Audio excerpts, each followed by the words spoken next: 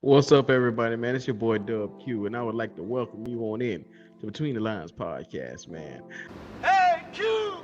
Look, before we even get started and get into this thing, make sure you like, comment, subscribe. I believe this is going to be a good one. Look, if you are not used to change, you might as well go ahead and leave now, because there's a new day in Carolina. Frank Wright has deemed a new day here in Carolina. Look, disclaimers. Once again, I'm going to say it for you just in case you missed it. Frank Wright has deemed a new day here in Carolina.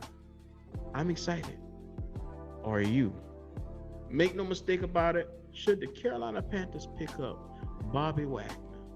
Now, before we even get into it, Carolina has always been known as a team that has never really went and spent the big bucks on anybody.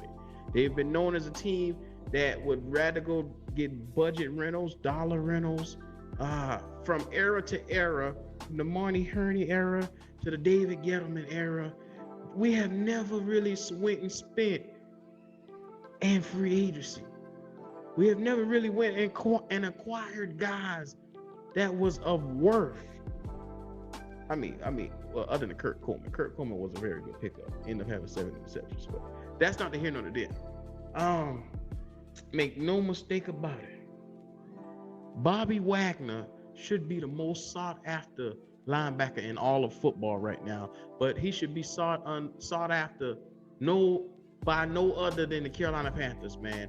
We need ourselves a linebacker in the middle that could come in and dominate and get from sideline to sideline. Because look at here, we're rebuilding.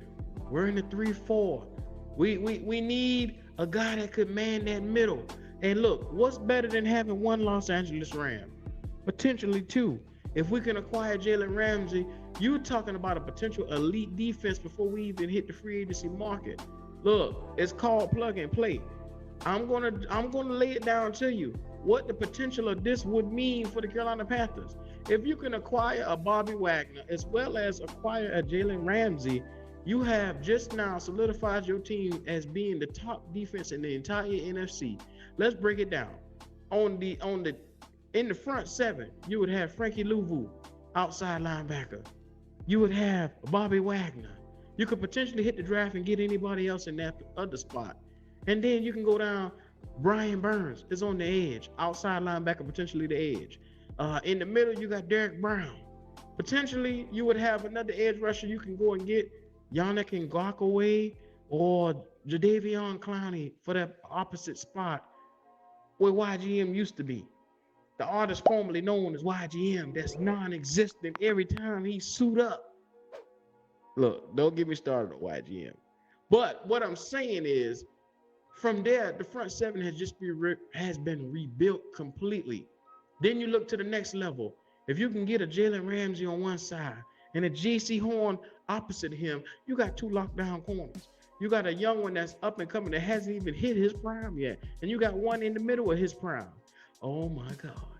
Then in the backfield, you would have Jeremy Chin along with Xavier Woods. Earl Thomas and Cam Chancellor, if I had to say the Legion of Boom, which is Richard Sherman's and whoever else you want to put over at corner, we would have the Legion of Boom 2.0 with Bobby Wagner entered. Because I hate to say it, but outside of Luke Kuechly, to me, this guy has shined as the linebacker of the last decade.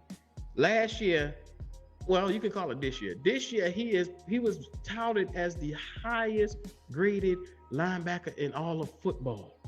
This guy went out there and he only gave you 140 tackles, 6 sacks, 2 interceptions. 2. So the coverage skills is there. The ability to get from A to B is there. And we all know that this was on a team that really wasn't going anywhere last year. Imagine a motivated Bobby Wagner. Oh my God.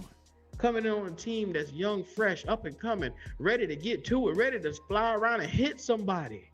I'm telling you right now, if you get this guy right here and you pair him with some of the young talent that we got here, oh my gosh, the sky is the limit. You would go probably to a top 5, top 10 defense immediately with acquiring this guy. So Should the Carolina Panthers pick up Bobby Wagner? Yes, that's without a doubt.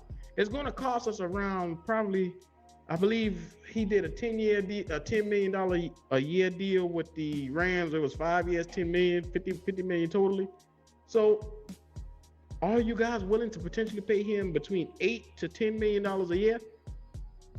We're going to have potentially $50 million after some of this dead cap and all these other potential guys drop off of, like Shaq's contract restructured. I mean, do you even give up Shaq? Because if Shaq was willing to take a hometown discount and restructure, and you put Shaq on the here along with this guy, Bobby Wagner, Shaq, and Frankie Louvu, oh my God, you talking about a trio at linebacker with an up-and-coming Brandon Smith, up-and-coming young fella. Man, look out, man. The sky would be the limit for this team. I'm telling you right now. And then that means you rebuild this entire defense by free agency just about. And you can really, instead of looking to the draft to get some of them young guys, you can take that draft and really go best player available after you get your quarterback. You can take your time and hit level by level. Look, I'm telling you right now, I see the vision for where this thing can go. I'm telling you, if we can acquire a guy like Bobby Wagner, you give him his money, you give him what he asking for. And I'm telling you, sign him to a 2-3 year deal. I think that'll be really good. Nothing long term, just a 2 or 3 year deal. That way, that'll give us time to get somebody else up under him, groom that person for the next guy to be, and you'll have something here in Carolina, man. So make no mistake about it. The Panthers should indulge in buying this guy. They should throw him money. They should throw everything at him. Panties, draws, all of them. Throw it all at him. Kitchen sink as well. Get this guy in Carolina. We need him. Make no mistake about it. So, your boy Dub Q here, man. I'm telling y'all how it is. I see the vision for this team.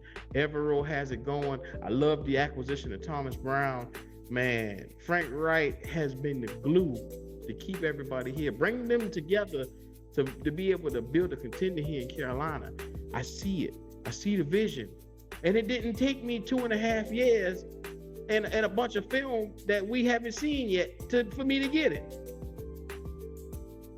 I don't have to ride to Nebraska to get it. Anyway, y'all subscribe to the channel, man. Show that love. Your boy Dub Q.